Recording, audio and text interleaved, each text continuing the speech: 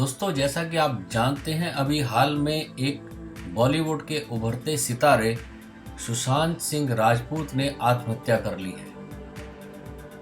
दोस्तों, सुशांत सिंह राजपूत ही नहीं, हमारे आसपास की जिंदगी में हम देखते हैं अक्सर लोग आत्महत्या कर लेते हैं। और बॉलीवुड सेलिब्रिटी में जैसा कि आप जानते हैं कि बहुत सारे ऐसे उभरते सितारों ने आत्महत्याएं की है। आत्महत्या क्या है, क्यों है और इसकी रोकथाम कैसे करें, क्यों करते हैं लोग आत्महत्या।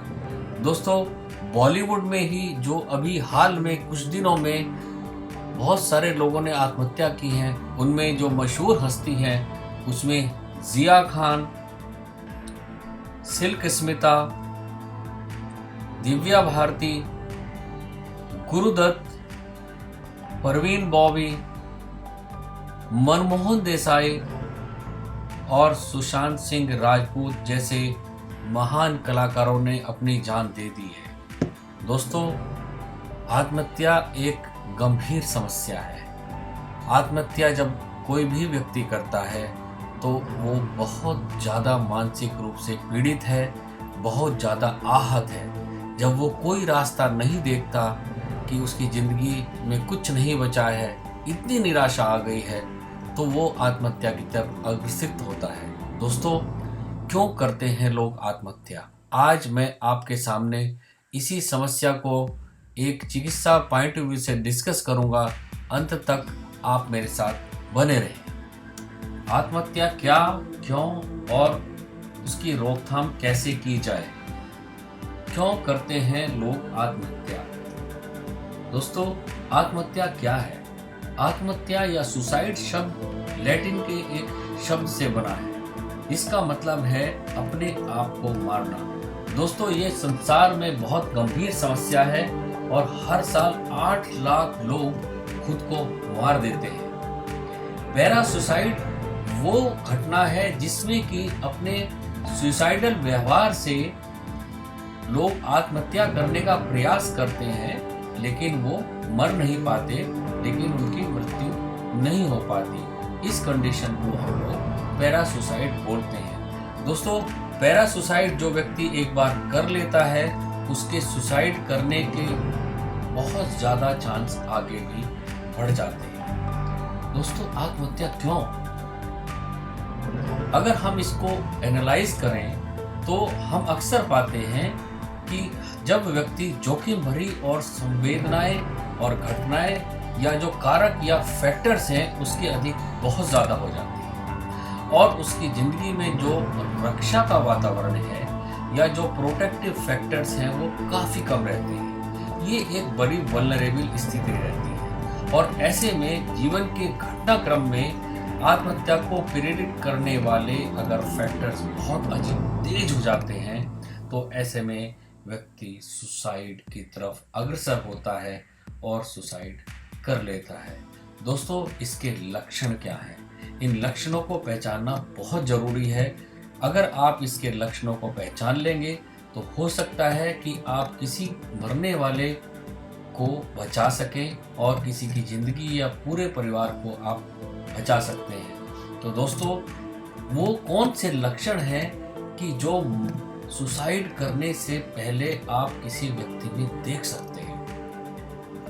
बहुत अच्छी तरीके से इन लक्षणों को आप देखिए। ये बहुत सारे हैं, अलग अलग स्थिति है, जैसे मरने की इच्छा करना या खुद को मारने की बात करना या खाली निराशाजनक महसूस करने या जीने का कोई भी कारण ना होने की बात करना, या कुछ लोग जैसे कोई योजना बनाते हैं या खुद को मारने का तरीका ढूंढते हैं, जैसे किसी भी ऐसी चीज को जिससे कि खुद आदमी मर जाए या सुसाइड हो जाए उसको ऑनलाइन सर्च करेंगे, या कोई पिल्स वगैरह ढूंढेंगे जिससे कि आदमी मर जाता हो, या बंदूक, छुरी आदि हथियार यदि आदमी अचानक से खरीदना शुरू करता है तो उस पर डाउट करिए कि कहीं ये मरने की तरफ तो नहीं जा रहा है। और लक्षणों में बड़ी ग्लानि या लज्जा की बात करना, अपने आप को बहुत ज़्यादा फंसा हुआ महसूस करने की बात करना, और ये बताना कि इसका कोई समाधान मुझे नज़र नहीं आ रहा है, मैं तो फंस गया हूँ। बहुत ही असहनीय दर्द या भावात्मक दर्द या शारीरिक दर्द की बात करना, दूसरों पर बोझ बनने की बात करते हैं बहुत से लोग ये कहते हैं कि यार मैं तो अपने शरीर पर मैं अपने परिवार के ऊपर बोझ बन रहा हूँ या मैं अपने दोस्तों के ऊपर बोझ बन रहा हूँ। तो अगर इस टाइप की कोई बात कर रहा है तो आप समझिए कि वो कहीं ना कहीं आत्महत्या की बात सोच रहा है। इसके अन्य लक्षणों में अगर आप देखते हैं कि कोई व्यक्ति बार बार शराब या ड्रग्स का उपयोग उसने अचानक करना शुरू कर दिया है, पहले नहीं लेता था और अचानक से उसने शराब या ड्रग्स का उपयोग करना शुरू कर दिया है, चिंतित या उत्तेजित होकर कार्य करना शुरू कर दिया है, परिवार और दोस्तों जिनसे वो पहले मिलकर रहता था अचानक उनसे अलग थलग पड़ गया है, या उसकी अपने खाने की या सोने की आदतें बहुत ज्यादा बदल गई हैं, वो अक्सर क्रोध दिखाने लगा या बार बार किसी से बदला लेने की बात करता है, तो आप समझिए कि उसके दिमाग में कुछ चल रहा है और वो आत्महत्या की तरफ अग्रसर हो सकता है। ऐसे लोग और ज्यादा लक्षण आपको दिखाई देते हैं कई बार, जैसे बहुत जोखिम उठाते हुए कोई भी व्यक्ति अपनी मौत को जन्म दे सकता है, जैसे बहुत तेज ड्राइविंग करना या अक्सर मौत के बारे में बातें करना या सोचना, या बहुत ही अपने चरम मिजाज या एक्साइटेड बिहेवियर को अचानक लोगों के सामने प्रदर्शित करना, या अचानक बहुत से दुख हो रहा हो और बहुत ज़्यादा शांत हो जाता हो, या एकदम शांत रहते हुए अचानक बहुत ही खुशी या हंसने लगा हो। महत्वपूर्ण संपत्ति अगर उसके पास है तो वो अचानक से सोच रहा है कि यार मैं तो अपनी संपत्ति दान दे रहा हूँ। तो सोचिए कि क्यों वो ऐसा कर रहा है, कहीं वो जिंदगी से जाने की बात तो नहीं कर रहा है। दोस्तों और परिवारों को अक्सर बीच में फ़ोन करके या वैसे अलविदा कहना शुरू कर दिया हो, या अपने मामलों को क्रम में रखना शुरू कर दिया हो और अपनी वसीयत बनाने की कोशिश करने लगा हो या बनाने की के लिए प्रयासरत हो। तो बहुत सारे ऐसे जो लक्षण हैं वो उसमें मिलते हैं। तो ऐसे में आपको ये ध्यान रखना चाहिए कि व्यक्ति कहीं आत्महत्या की तरफ जा तो नहीं रहा है। अब क्या जोखिम और रिस्क फैक्टर्स होते हैं व्यक्ति के लिए कि जो ऑलरेडी प्रोटेक्टिव कम है, उसकी ज़िंदगी में जोखिम ज़्यादा है, लेकिन वो आप समझते हैं कि वो आत्महत्या कर सकता है। ऐसे कौन कौन से रिस्क फैक्टर्स हैं? दोस्तों, आत्महत्या में कोई भेदभाव नहीं है। सभी सेक्स या लिंग, उम्र और जाति के लोग बहुत सारे रिस्क में हो सकते हैं जो आत्महत्या कर सकते हैं। आत्मघाती व्यवहार दोस्तों बहुत ही जटिल है, कोई एक कारण उसमें बताया नहीं जा सकता है। आत्महत्या के प्रयास में कई अलग अलग फैक्टर्स हैं, वो योगदान देते हैं जिंदगी में, और ज़्यादातर जोखिम वाले लोग विशिष्ट विशेषताओं को अक्सर साझा करते हैं। इसका मतलब ये है कि जो लोग सुसाइड करते हैं उनमें कुछ कॉमन चीजें मिलती हैं। वो दोस्तों मैं आपसे डिस्कस करना चाहूँगा, वो उसका ध्यान में रखिए। जैसे डिप्रेशन जैसी बीमारी और अन्य मानसिक विकार, जैसे पोस्ट ट्रॉमेटिक स्ट्रेस डिसऑर्डर, जो कि अक्सर किसी महामारी के समय हो जाता है, जैसे कि अभी कोविड-19 के समय बहुत सारे लोग ऐसे मानसिक विकार के शिकार हैं। मादक द्रव्यों का सेवन अचानक से लोगों ने करना शुरू कर दिया हो, या बहुत सारी ऐसी मेंटल कंडीशंस हैं जो कि एक रिस्क फैक्टर्स का काम करती है। बहुत सारे पुराने दर्द जिसमें व्यक्ति को आराम नहीं हो रहा है, या ऐसा व्यक्ति जो एक बार पहले आत्महत्या का प्रयास कर चुका है, जैसा कि मैंने आपको पहले बताया कि पैरा सुसाइड के केस, उनमें आत्महत्या के चांसेस बहुत ज़्यादा हो जाते हैं। और कोई भी मानसिक विकार या मादक द्रव्यों के जो सेवन है उसका उसकी फैमिली के अंदर हिस्ट्री हो, उसके परिवार में पहले कभी कोई मानसिक विकार हो या मादक द्रव्यों के सेवन की अगर हिस्ट्री है, तो उसको पूरे चांसेस होते हैं कि वो व्यक्ति सुसाइड कर सकता है। या आत्महत्या का उसका पारिवारिक इतिहास हो, उसके जीवन के अंदर शारीरिक या यौन शोषण सहित उसके घर के अंदर पारिवारिक हिंसा अक्सर होती रहती है। ऐसे में उसके चांसेस दोस्तों बढ़ जाते हैं। उसके घर में बंदूक या कोई अन्य ऐसे अस्त्र शस्त्र रखे हों जिससे कि उसके चांसेस हो सकते हैं कि वो सुसाइड करे। हाल ही में कोई जेल में रहा हो या जेल से रिहा होने के बाद घर आया हो, ऐसे में बहुत चांसेस हैं। या दूसरों के आत्मघाती व्यवहार, जैसे परिवार के सदस्यों, साथियों या किसी मशहूर हस्तियों के अगर संपर्क में है और उनमें से किसी भी व्यक्ति ने अगर सुसाइड कर लिया है तो वो उसके लिए एक रिस्क फैक्टर हो सकता है। लगातार और कंसिस्टेंट रूप से उसके मूड का ऑफ रहना या मूड का खराब रहना, अक्सर रोने का मन करना और आंखों में आंसू आना, मूड का दिन में कई बार बदलना, आमतौर पर सुबह में अधिक मूड का खराब होना या रोने का मन करना, उसकी जिंदगी के अंदर अगर कोई इंस्पिरेशन या प्रेरणा खत्म हो गई है या जीवन की चीजों के अंदर उसकी इच्छा समाप्त होने लगी है, तो ऐसा जो है अक्सर डिप्रेशन में होता है और ये सुसाइड का कारण बन सकता है। बहुत सारी चीजों में जिसमें एक आम व्यक्ति को आनंद आता है, उसमें उसको आनंद नहीं आता है, उसको वह एंजॉय नहीं कर सकता है, तो ऐसी स्थिति में वो सुसाइड की तरफ जा सकता है। ऐसा व्यक्ति अक्सर चिड़चिड़ापन या किसी भी कार्य में फोकस या कंसंट्रेट नहीं कर पा रहा हो। कुछ विशिष्ट लक्षण हैं जिनसे आप समझ सकते हैं कि व्यक्ति के लिए वो एक फैक्टर्स हैं कि जो आत्महत्या की तरफ उसे अक्सर प्रेरित कर सकते हैं। जैसे शरीर में सुस्ती, थकान और ऊर्जा की कमी होना, अनिद्रा और आमतौर पर सुबह बहुत जल्दी जाग जाना, भूख और वजन में कमी, अक्सर कब्ज रहना, कामेच्छा, सेक्स या संभोग में रुचि का अचानक बहुत कम हो जाना, निराशा, मूल्यहीनता, अपराध बोध, उत्पीड़न और शून्यवाद जैसी चीज़ों की अक्सर वो लोगों के सामने डिस्कस करना। शून्यवाद इसको कहते हैं कि जैसे जीवन और समाज सब आधारहीन है, किसी चीज़ में कुछ नहीं रखा है, सब बेकार है, इस तरह की बातें करना। और आत्मविश्वास के अंदर गंभीर कमी और समाज से धीरे धीरे अलग होता रहना। तो ये सारी चीज़ें अगर ऐसी हैं तो ये बड़े रिस्क फैक्टर्स हैं। कुछ और विशिष्ट लक्षण हैं जैसे सेल्फ डेप्रिकेशन। इसका मतलब है अपने आप और अपनी कार्य क्षमता और कार्यों को कम करके आंकना। काम पूरा करेगा लेकिन उसके बाद कहता है कह लगे यार नहीं, हम तो कोई, हमारा तो कुछ काम ही नहीं है, हम तो बेकार है साहब, हम क्या काम कर सकते हैं, इस टाइप की बातें करना और अपने आप को नेग्लेक्ट करना। दूसरा है कि बहुत कम गतिविधि और कोई प्रतिक्रिया ही नहीं देना। आप अगर किसी से पूछेंगे कि आप कोई इस पे रिएक्शन दें तो चुप शांत रहेगा। पूरी तरह से शांत हो जाना या चुपचाप रहना, या फिर अचानक से एकदम से विरोधाभास होकर एकदम उत्तेजना दिखाना। अभी तक शांत बैठे थे, अचानक उत्तेजित हो गया। और मानसिक रोग के लक्षण या लगातार मूड का खराब होना। और दूसरा होता है डिल्यूजन होना।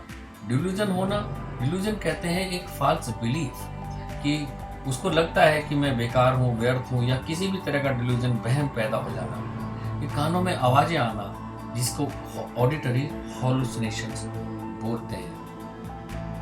तो हम विशेष लक्षणों से उसको कैसे पहचानते हैं? जैसे चिंता का अनुभव होना, चिड़चिड़ापन, आराम करने में असमर्थता होना, ध्यान केंद्रित करने में असमर्थता होना, कयामत आने की भावना, सब कुछ खत्म हो जाएगा साहब, इस तरह की बातें करना। ये सब कुछ विशिष्ट लक्षण हैं जो आप देखते हैं कि सुसाइड करने से पहले व्यक्ति अक्सर एक दूसरे के सामने जिक्र कर सकता है। तो आप समझें कि ये एक बहुत बड़ा एक कारण हो सकता है। कुछ पैनिक एपिसोड, चिंता के में भी व्यक्ति ऐसा कर लेता है, जैसे घबराहट की अचानक शुरुआत करना, ऐसा लगना कि जैसे कयामत की भावना आ गई है, सब कुछ खत्म होने वाला है साहब, पता नहीं क्या हो जाएगा, संसार खत्म हो जाएगा। मरने का डर रहता है और उसको ये लग रहा हो कि मेरा जीवन छूट रहा है। ये सारी भावनाएं उसके अंदर आने लगे। अक्सर उसका दिल तेज धड़कने लगे या सांस की तकलीफ के साथ उसे ऐसा लगे कि मुझे तो दिल का दौरा पड़ने वाला है, तेज तेज सांस चलने लगे, या तेज व जल्दी सांस लेकर जो है एकदम बेचैन हो जाना, जिसको हाइपर वेंटिलेशन कहते हैं। और जिस जगह वो रह रहा हो अपने घर से, उसको लगता है कि मैं भाग जाऊं यहाँ से बाहर चला जाऊं तो मुझे कुछ शांति मिल जाएगी। दोस्तों, आत्मघाती विचार या कार्य बहुत अधिक संकट का एक संकेत है। किसी व्यक्ति के शरीर और मन पर बहुत बड़ा संकट होता है, इसको कभी भी अनदेखा नहीं करना चाहिए।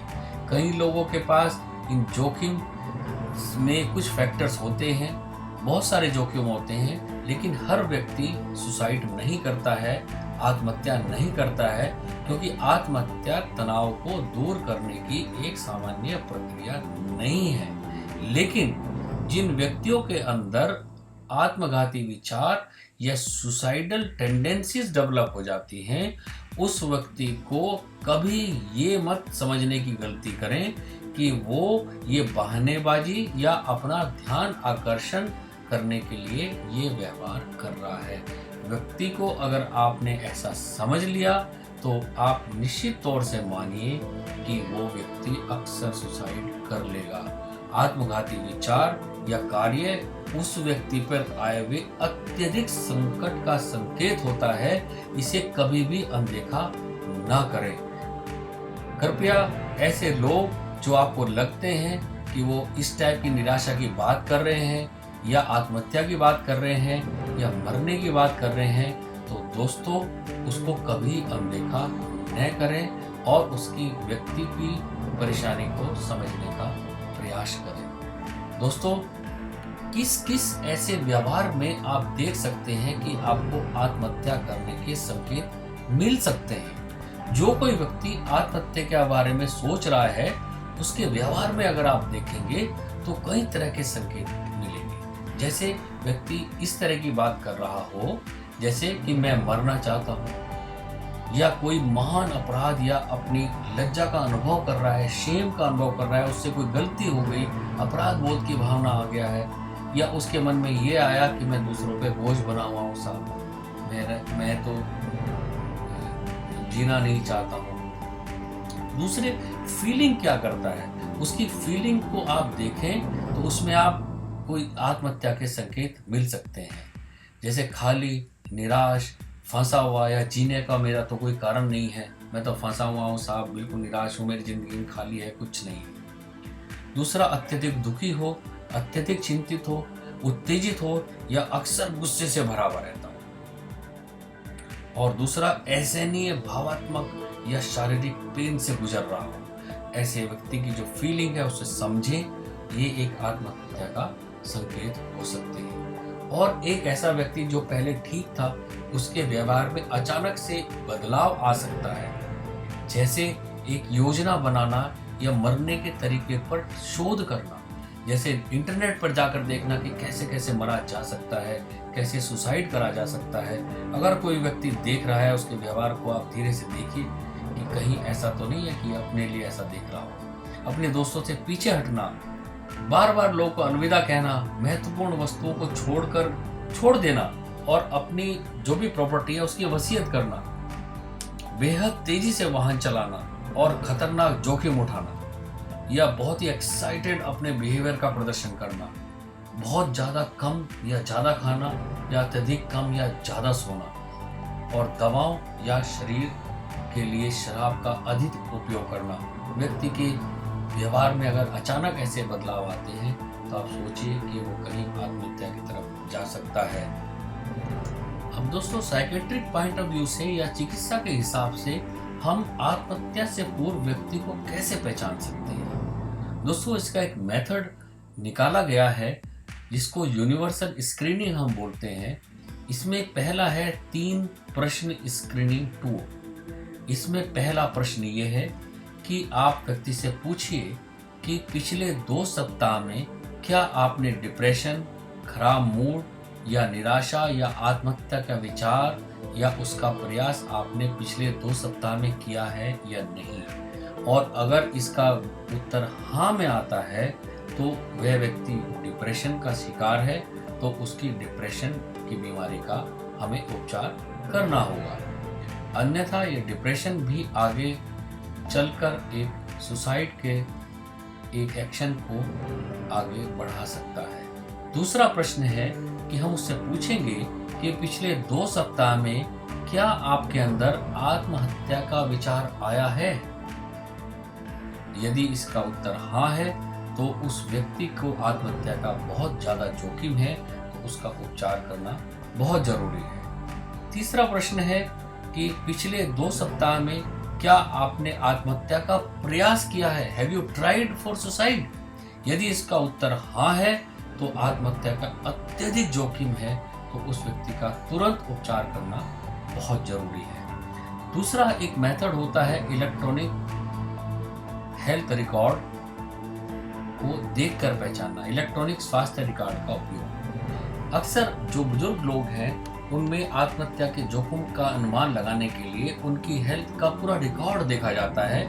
पिछले कुछ दिनों में उनकी क्या कंप्लेंट है, कैसे उनके विचार हैं, क्या उनको परेशानी चल रही है। इससे हम देख सकते हैं कि पिछले लक्षणों के आधार पर कि क्या ये व्यक्ति ऐसा है कि जो सुसाइड कर सकता है। तो अगर आपको लगता है कि उसके स्वास्थ्य रिकॉर्ड से, तो प्लीज़ उसको ध्यान रखें और उसका उस हिसाब से इलाज करें और उसको सपोर्ट करें। दूसरा, आत्महत्या जोखिम वाले लोगों को पहचानने में मदद करने में स्वास्थ्य या इलेक्ट्रॉनिक स्वास्थ्य डेटा काफ़ी उपयोगी साबित हो रहा है। अब इसका उपचार क्या करें? उपचार के लिए हमें 3-4 पैरामीटर्स हैं। उसके लिए हमें सबसे पहले एक उसको हस्तक्षेप करना पड़ेगा उसकी ज़िंदगी में, एक शॉर्ट संक्षिप्त हस्तक्षेप। जैसे व्यक्ति के लिए आपको सुरक्षा की योजना बनानी पड़ेगी। जैसे आत्महत्या के विचारों और कार्य को कम करने में मदद करने के लिए उसकी व्यक्तिगत सुरक्षा की एक योजना बनाई जाती है। व्यक्ति के घातक चीज़ों तक पहुंचने की जो उसकी अप्रोच है उसको सीमित कर दिया जाता है, वहां तक वो ना पहुंच पाए। जैसे गन है, बुलेट्स हैं या पॉइजन है, वो वहां तक ना पहुंच पाए। इसलिए इस तरह से उसकी ज़िंदगी तक एक हस्तक्षेप किया जाता है कि उन चीज़ों तक वो ना पहुंचे। दूसरे, उनकी उन रणनीतियों, लोगों और संसाधनों की हमें सूची बनानी होती है कि जो किसी भी संकट में उसकी मदद कर सकते हैं। अब उस हस्तक्षेप के अंदर दूसरा ये है कि उसको हम बार बार फ़ोन कॉल से संपर्क करते हैं। जो आदमी को हम सोचते हैं कि ये आत्महत्या का जोखिम उठा सकता है, उसको हम बार बार उसकी सुरक्षा में हस्तक्षेप करने के लिए हम फ़ोन कॉल की एक श्रृंखला लेते हैं। बार बार हम उससे फ़ोन करके पूछते हैं, हाँ भाई आप कैसे हो, क्या हो, कोई प्रॉब्लम तो नहीं आ रही है। इससे उसे एक सपोर्ट मिलता है, उसे लगता है कि कोई मेरी सुरक्षा का ध्यान रखना है और मेरी ज़िंदगी में सहायता करने वाला। अब ट्रीटमेंट या उपचार में दूसरा होता है मनोचिकित्सक। इसमें 2 तरह की हम साइकेट्रिक तरीके से उसका इलाज करते हैं। ये 2 तरह की जो ट्रीटमेंट है या थेरेपी है, उसमें CBT और DBT आती है। CBT का मतलब होता है कॉग्निटिव बिहेवियरल थेरेपी। इसमें क्या होता है कि हम उन लोगों को तनावपूर्ण जो भी उनके अनुभव होते हैं उनसे निपटने के लिए या उनको सामना करने के तरीके सिखाते हैं, जिससे कि वो व्यक्ति अगर तनाव की सिचुएशन आए तो उसको कैसे डील करेगा। दूसरी होती है डायलेक्टिकल बिहेवियरल थेरेपी, DBT। इसमें क्या होता है, कोई भी प्रशिक्षित चिकित्सक उस व्यक्ति को यह पहचानने में मदद करता है कि उसकी या उसकी भावनाएं विघटनकारी हैं या अस्वस्थ हैं। इसका मतलब जो उसकी सोच है वो ठीक नहीं है, वो कृपया अपनी सोच को बदले, अपने व्यवहार को बदले। जब उसके सोचने का तरीका या व्यवहार का तरीका बदल जाता है तो उसका सुसाइड करने का जो प्रयास है वो डेफिनेटली कम हो जाता है। तो इन थेरेपीज में खास तौर से जो DBT है उसमें किशोरों और जो बच्चों हैं उनमें सुसाइड की जो टेंडेंसी है उसमें बहुत ज़्यादा आराम मिला। और जो बॉर्डरलाइन पर्सनैलिटी वाले जो एडल्ट लोग होते हैं उनसे भी इस थेरेपी से बहुत ज़्यादा लाभ होने की जो रिज़ल्ट हैं वो सामने आए हैं।